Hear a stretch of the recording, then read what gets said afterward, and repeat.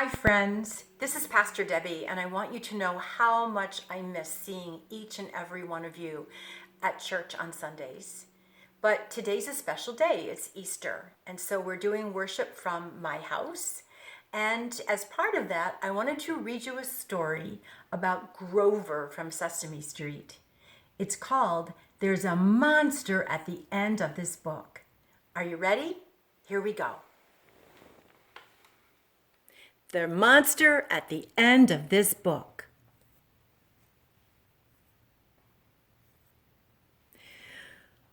On the first page, what did that say? Did that say there would be a monster at the end of this book? What did that say? It did? Oh, I am so scared of monsters. Shh, listen. I have an idea. If you do not turn any pages, we will never get to the end of this book. And that is good, because there is a monster at the end of this book.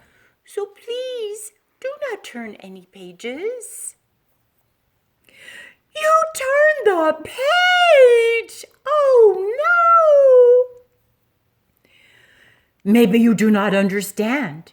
You see, turning pages will bring us to the end of this book, and there is a monster at the end of this book. But this will stop you from turning pages. See, I am tying the pages together so you cannot. You turned another page. You do not know what you are doing to me. Now stop turning pages. There, I, Grover, am nailing this page to the next one so that you will not be able to turn it, and we will not get any closer to the monster at the end of this book. All right. Do you know that every time you turn another page, you not only get us closer to the monster at the end of this book, but you make a terrible mess. This will stop you from turning pages. A heavy, thick, solid, strong brick wall. I would just like to see you try to turn this page. Do you know that you are very strong? The next page is the end of this book. And there is a monster at the end of this book. Oh, I am so scared. Please do not turn the page. Please. Wow, look at that. This is the end of the book. And the only one here is me.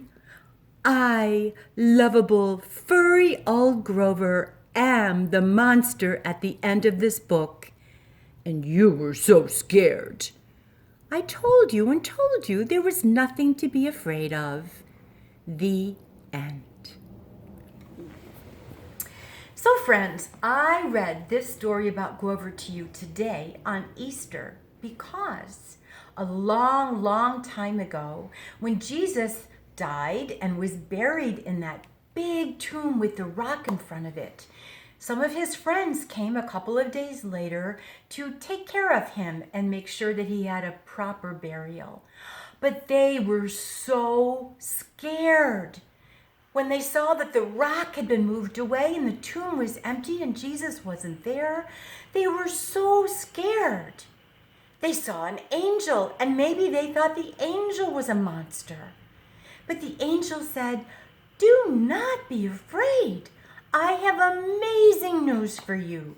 Jesus, who was dead, is now alive, and he will be alive forever. And he wanted me to tell you that he loves you so much." And so, friends, on this Easter, when we celebrate that God raised Jesus from the dead and promises he'll do the same thing for every one of us when we go to heaven, I want you to know that you have nothing to be afraid of. No monsters, no being afraid of angels or of Jesus. And during this time when we all have to stay close to our homes and we can't get together at church or go to school or go shopping or go to see our friends, there's nothing to be afraid of now either, because you're safe and your family loves you and I love you and Jesus loves you. And pretty soon, before you know it, we'll all be getting together again at Lord of Life. So have a happy Easter. Know that I love you, and I'll see you soon. Mwah.